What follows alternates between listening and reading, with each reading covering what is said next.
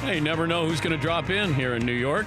Rick Pitino stopping by. Continental Tire Coach's Corner. Got a book out called My Story. Good to see you, Coach. How's life? It's been hectic. Yeah. Has anything good happened to you? I've get to spend more time with my grandchildren, and that's been terrific. What about professionally? Anything good? You know, the last 2 years have been difficult, but you navigate, and it's tough because every morning for 40 years you get up at 5:30. What I do is I exercise quickly, rush to the office, make my coffee stop. I have my 6:45 meeting. Then I have 4 player development sessions in between classes, exercise at lunch, a committee meeting with the staff, get ready for practice, and then we go through practice. And 14 hours later, you pass out and go to sleep. Now I get up at 5:30. What am I going to do the rest of the day? I know. You know, it's tough. It's an adjustment. But you have to grow into it. You can't just shrivel up. If I gave you a do-over last couple of years, what's the one thing you would change? Well, I would, knowing what I know now, and I would certainly, it wouldn't be anything basketball-wise. I would certainly make sure that it didn't happen what happened in that dormitory. I don't know how I could have stopped it.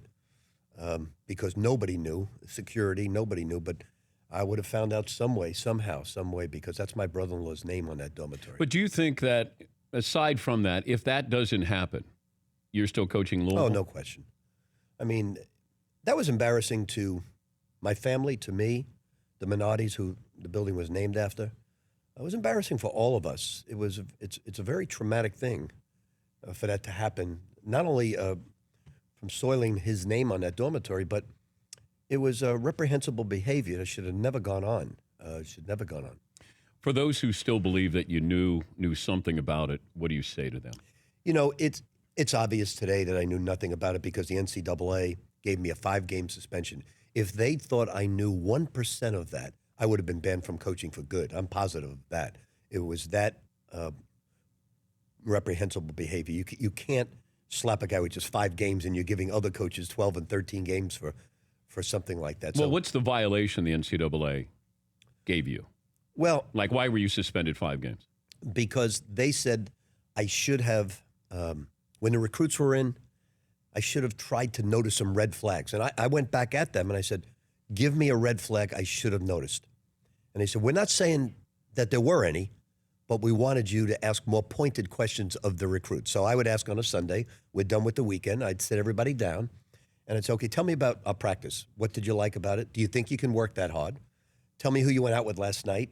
Tell me what players you got close to. Did you like the campus? Did you like the academic advisor? How about the strength and conditioning coach? How was your meeting with him? We go over everything in a 2-hour period. And I said to the NCAA people, no, I never asked the young man, did you see any strippers last night?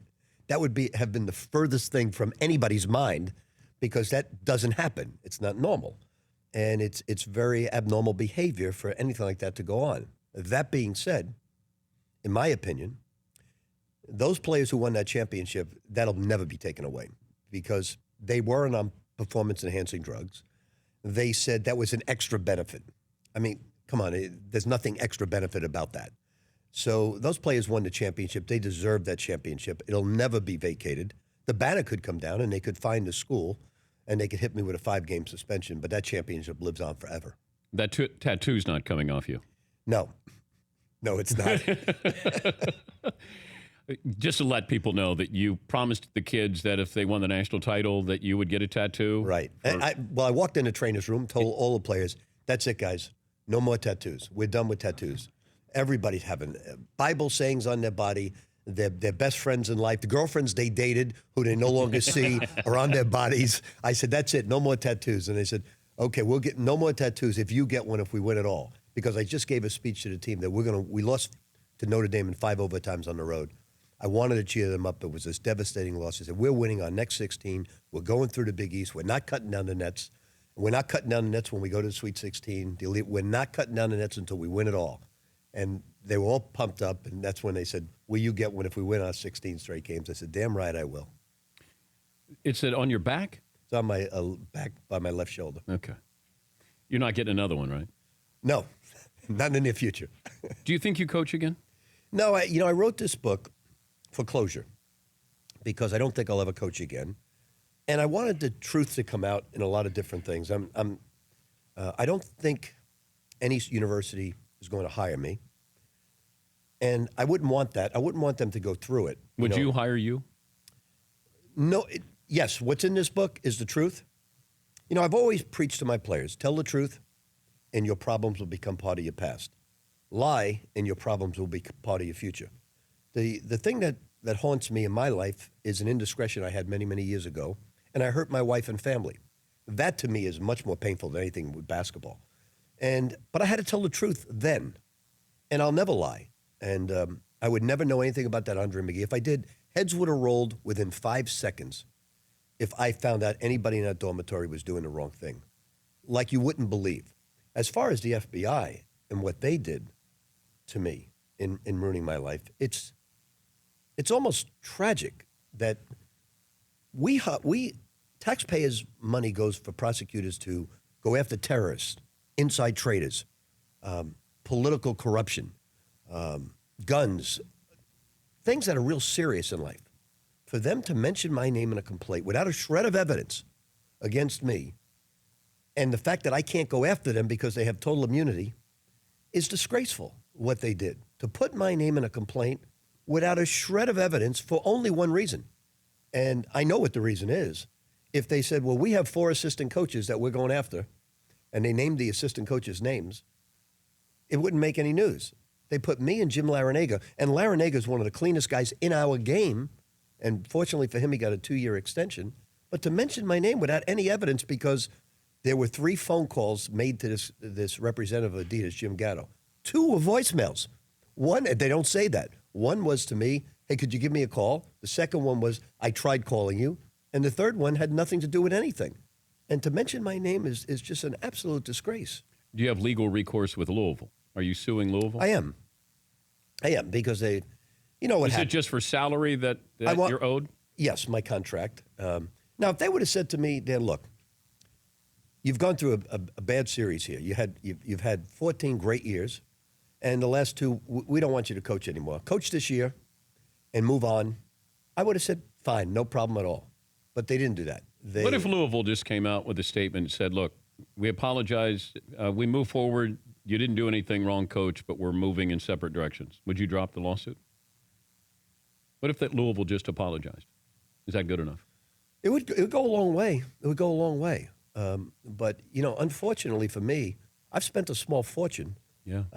Lawyers are very, very expensive. Yeah, they are their billable hours. And you know what?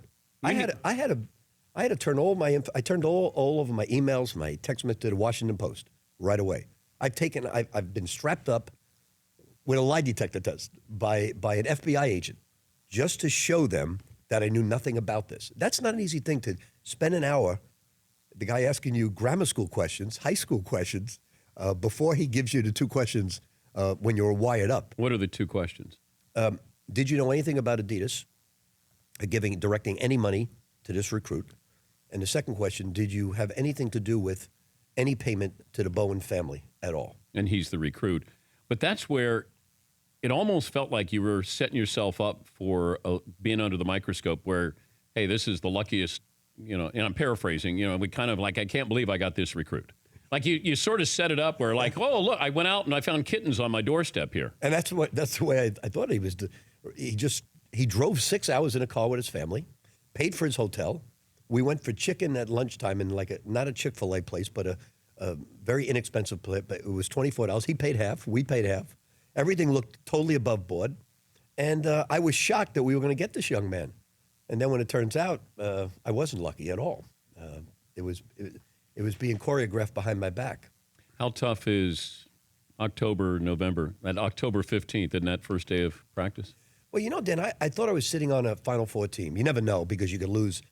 Virginia is coached by, I think, one of the greats in our game, Tony Bennett. And he loses to a team that lost to Albany by 40 points. So here's one of the best, and that's the greatest thing about March Madness, is you can lose to anybody, you can beat anybody, and it's not like the NBA where it's 7-game series and talent prevails. Anybody can beat anybody, and it's indicative of what happened to Virginia. So I thought I was sitting on a Final Four team. I had I had length. I had veterans. They knew my system.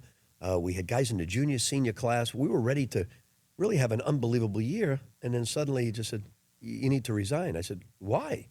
And they said, well, it's FBI. I said, we didn't do anything wrong. My staff wasn't indicted. Would you coach in the NBA?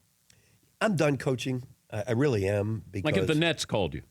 No, I think the NBA is a grind. It's 100 games. Too many games. And although I'm in great shape, it's a grind. And I don't want to coach. I miss college terribly. It's a big part of my life. But I've got to learn to live without it. And because I know I'm not going to coach again. Would you be an assistant for your son? He wants me to be his dad. He don't want to be second guest on the sidelines. He's interested in me being his dad. Do you look back on that quote when you guys didn't get Tim Duncan in Boston and you were saying Bird's not walking in and McHale's not walking in? And... No, I think it's great because they always use it. I know. And I always use it when I say something, so-and-so's not walking through this door. Yeah. Right now, I use it with other people all the time. And I laugh about it. One of the things in handling adversity is you have to have a sense of humor. If you can't have laughter in your life, and I search out laughter with friends and family to get through some tough times. Well, the last thing you want is somebody who's going to commiserate with you instead of saying, hey, let's liven this up a little bit. Because, you can go into a deep, dark hole. Oh, no question about that. And I search it out. I look for people that want to have a great time and going to bring laughter in your life. Because, look, there's nothing good about the last 2 years. There's nothing good. And people say, oh, you should have known. You're paid a lot of money. No, I shouldn't have known, but I hired the person. I take full responsibility and ownership for hiring that person. And you know what the saddest thing about it is, Dan? I love the young man. I mean, he hurt the program. He hurt everybody. But he was a terrific young man. Master's degree, 2 beautiful parents. I'd like to have you back and talk some basketball. We're going to have to go to break here. We appreciate it. Rick Pitino, the book is My Story, available in bookstores and online. Great to see you, Coach. Thanks for joining us. For more Dan Patrick Show, tune to Audience Channel 239 on DirecTV or download the Dan Patrick Show app.